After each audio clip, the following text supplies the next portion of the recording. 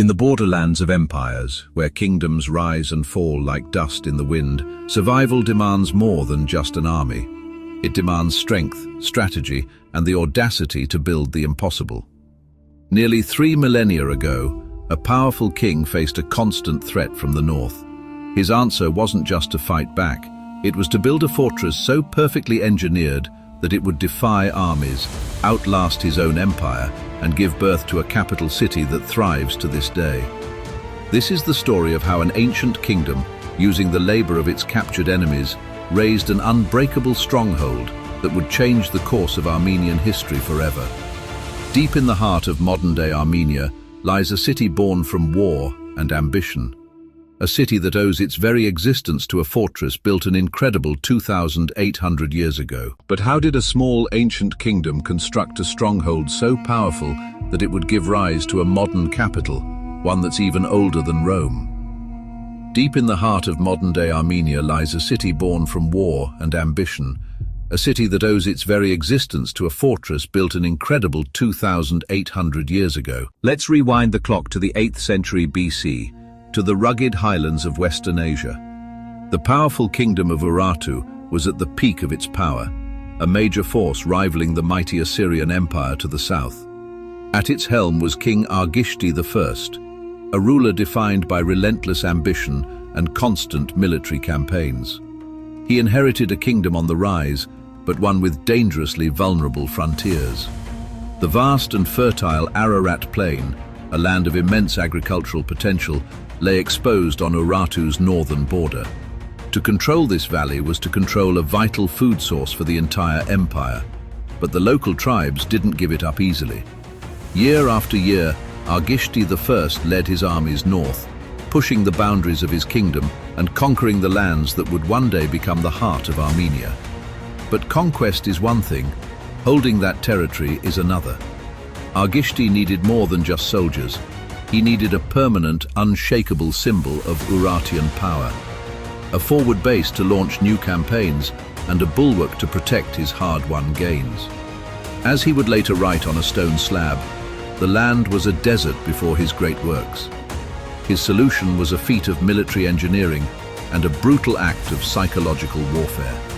From his successful campaigns, he returned with thousands of captives, prisoners of war who would become the unwilling workforce for his grand design.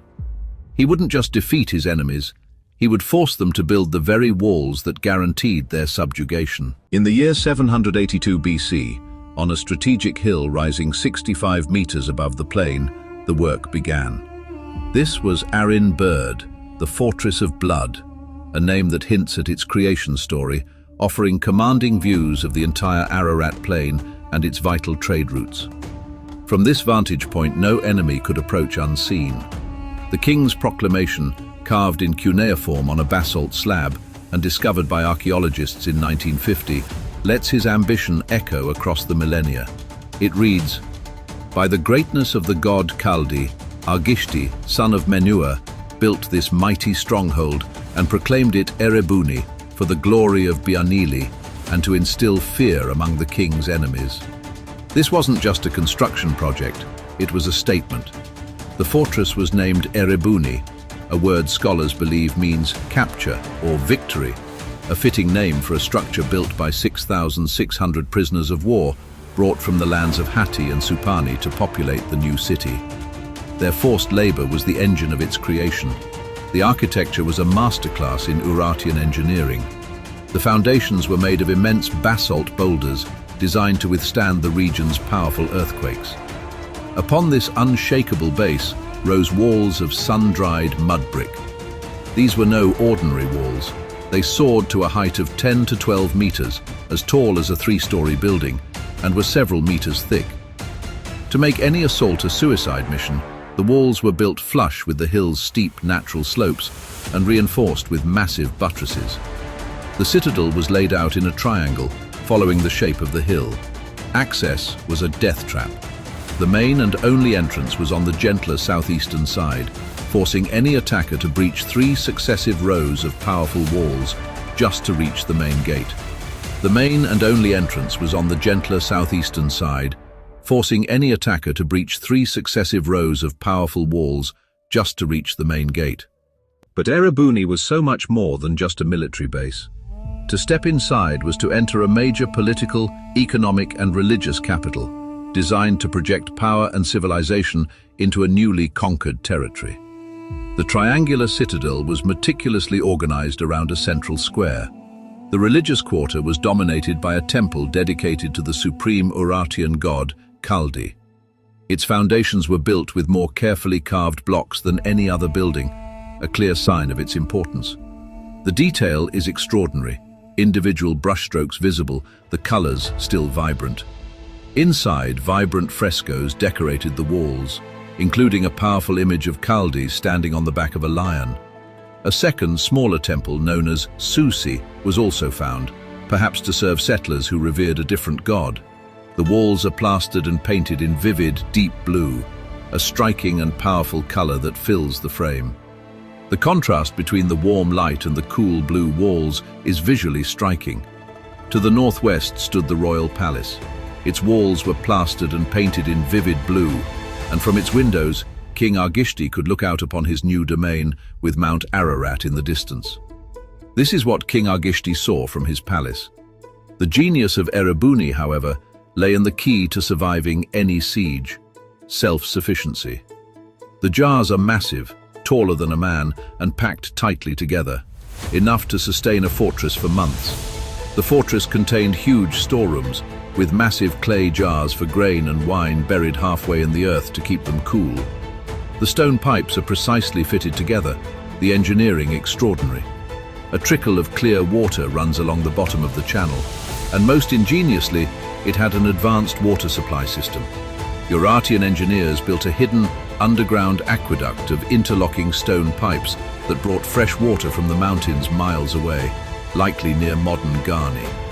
This secret pipeline ensured that even if the fortress was surrounded for months, its defenders would never run out of water, making Erebuni truly impregnable.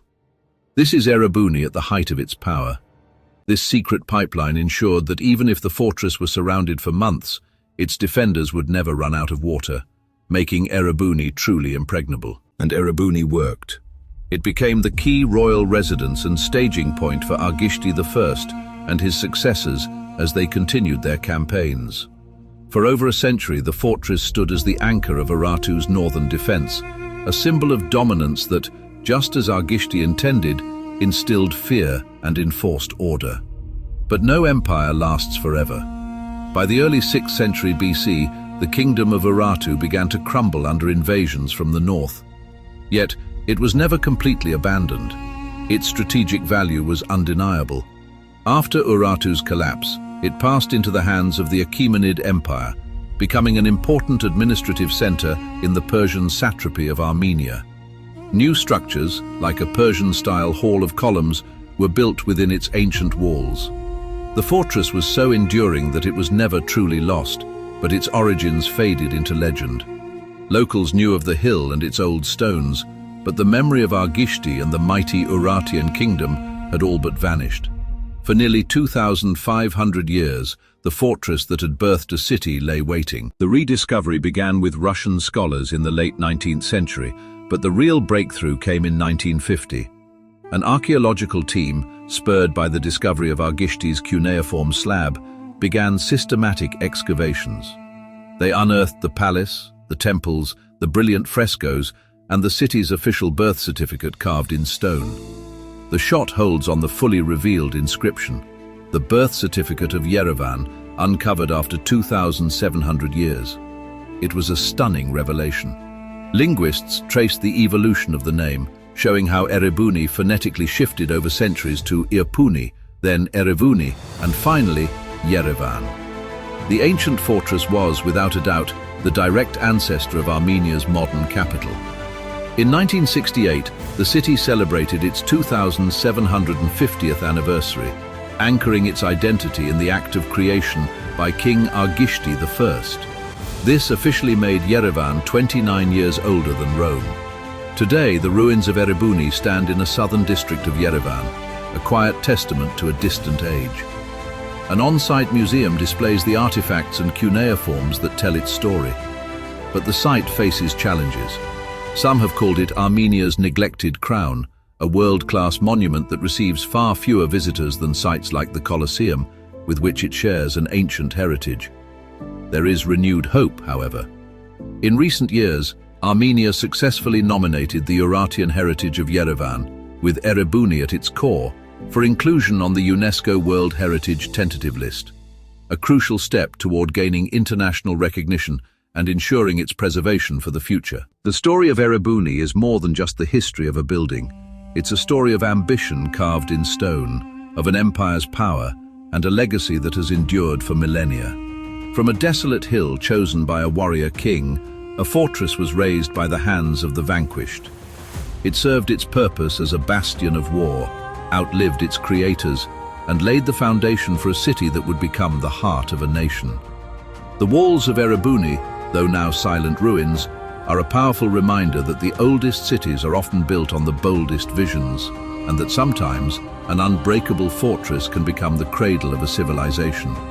The walls of Erebuni, though now silent ruins, are a powerful reminder that the oldest cities are often built on the boldest visions, and that sometimes an unbreakable fortress can become the cradle of a civilization. If you found this journey into Armenia's ancient past fascinating, be sure to like this video and subscribe for more stories of incredible engineering and forgotten empires. And let us know in the comments, what other ancient fortress should we explore next?